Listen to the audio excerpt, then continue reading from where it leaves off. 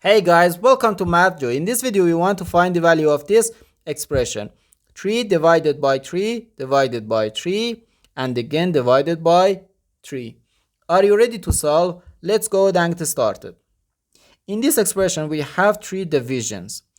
And as we know, when we have more than one division in one expression, we have to work from left to right.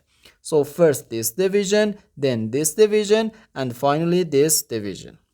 3 divided by 3 is just 1. So 1 divided by 3 and again divided by 3. Now we have to do this division.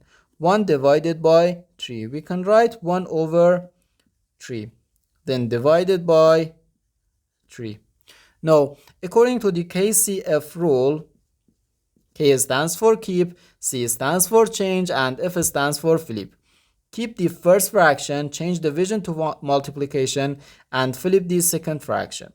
We can write 1 over 3, then times 1 over 3.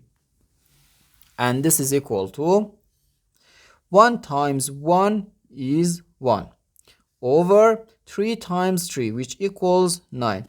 So therefore, our final answer to this problem is just 1 over 9.